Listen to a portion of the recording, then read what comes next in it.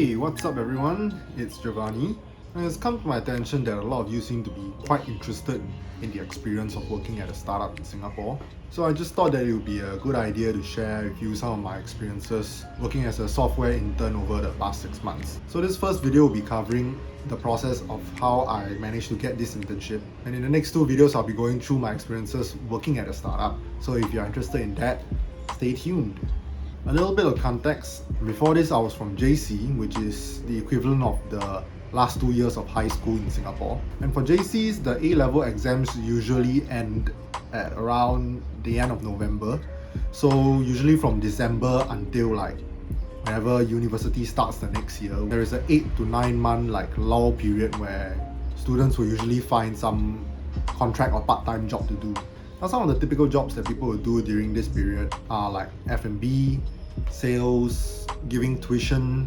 Those with family and friends that can pull some strings could end up in big banks or boutique investment firms. But for the rest of us plebs, it's mostly just walk-in interviews and spamming job portals with our rubbish resumes. Now for me, I had to learn basically everything from scratch, since I've never attended any hackathons or workshop or coding lessons. So through an assortment of online courses and YouTube videos, I cobbled enough programming knowledge in about a month before I started applying for software internship roles.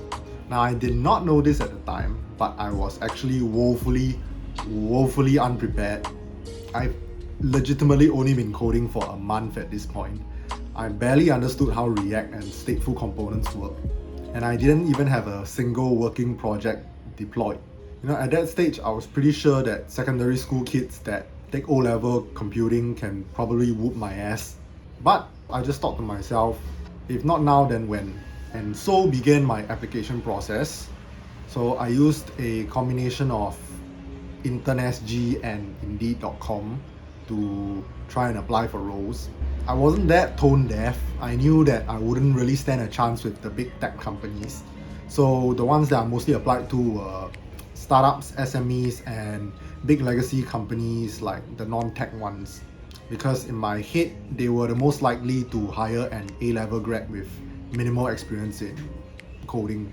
And of about 20 to 25 applications, I received 3 replies, 2 interviews, and 2 job offers, which I thought was not that bad considering the situation.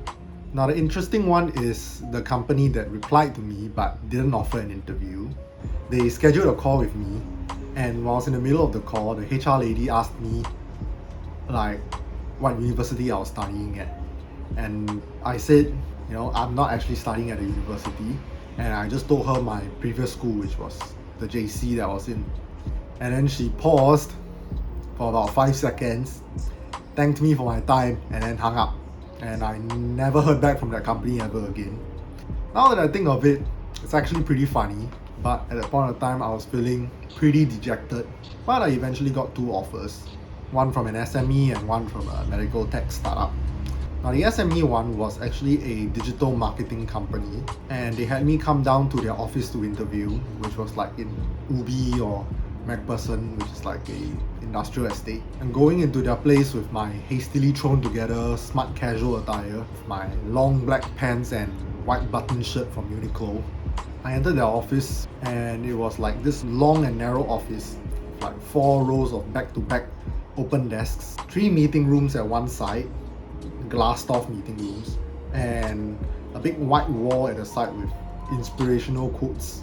The guy that I was interviewing with was, I think, their managing director, and during the interview he didn't seem particularly concerned with how much technical knowledge I really understood. He just told me that my job entailed looking through their ERP, their CRM, and managing their servers, which was in Node.js. And when I started asking him about what the work life was like, he got really fidgety and took a really long time to answer me, which was really giving me a eyebrow raising vibe. And he eventually offered me the intern role straight, and the salary offer was $600 a month. And I told him that I would consider it, and I was on my way. Now at the time I thought the whole setup looked kinda sketchy. It wasn't really the tech startup feel that I was and dissipating. But now I realize that vibe that I was getting was just the typical Singaporean SME vibe. If you know, you know. The company was offered, I eventually accepted, interviewed me through Zoom. I've never actually seen their office before my first day of work.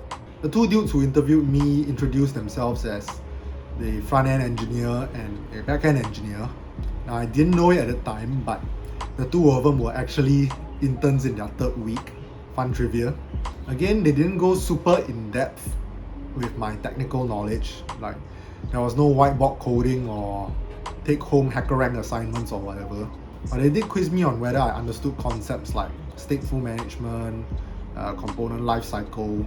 They also asked me on the projects that I did and how I worked in a group setting. And since I never worked on a software project with a group before, like in hackathons or competitions or whatever, they asked me about my PW experience. So if you don't know what PW is, it's this group work project thing that all JC students have to take in year one. It's a harrowing experience, to say the least. And to round off the whole interview, they asked me a brain teaser question. I think it was, how many restaurants are there in Singapore? And eventually I got an offer from them. And seeing as how I felt a much better vibe with this company as compared to the Singaporean digital marketing SME one, I decided to take the gamble with this company, and the rest is history. And now the important takeaways that I think you should consider should you ever find yourself in a similar situation as me. Now, a lot of the circumstance that led me to getting hired was actually very dependent on luck and happenstance. Like, it is highly unlikely you will get softball interview questions like I did, especially if you're already an undergrad studying CS.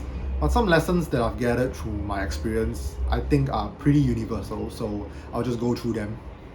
Firstly, and most importantly, never sell yourself short.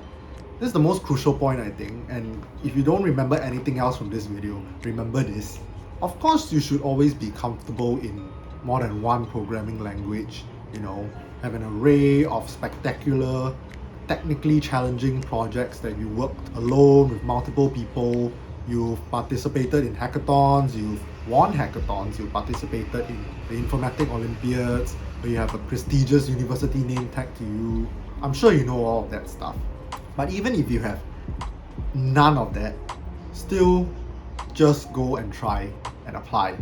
Now, I'm not asking you to lie to your interviewers. By all means, give a rosy picture of your own capabilities, but never state anything about yourself and your own capabilities that you're not comfortable proving or are able to learn quickly about, because you never know what kind of compromising interview situations you can end up in.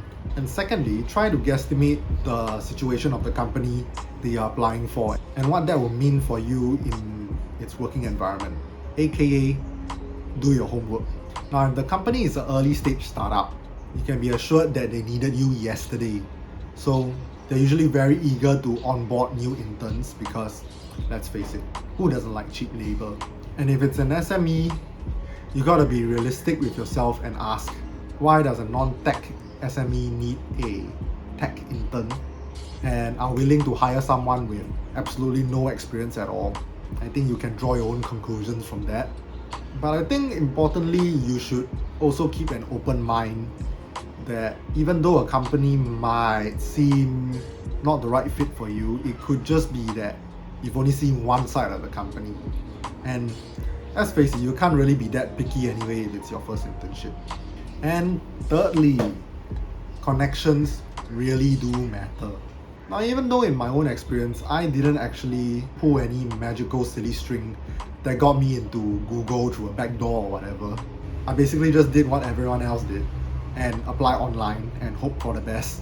But actually, the story goes a little further than that. Now, after I actually started working at a company, I was told by one of the developers that one of the reasons I was actually considered for the role was because he was in the same school as I was. Basically, he knew that I was from his JC and that I was from canoeing. And in his time, the way that the canoeists trained were very gung-ho. So it was in his opinion that I could handle the pain of working in a startup. And that was actually one of the reasons why I got the job. It's really interesting to think about it that way, like a completely indirect connection, but don't underestimate the human component of hiring. But more importantly, make sure you are at least semi-qualified for the job. So that's it for this video. If you want to know more about my experiences actually working in a startup, you can stay tuned for my next video. And if you like this video, make sure to hit that thumbs up and don't forget to subscribe.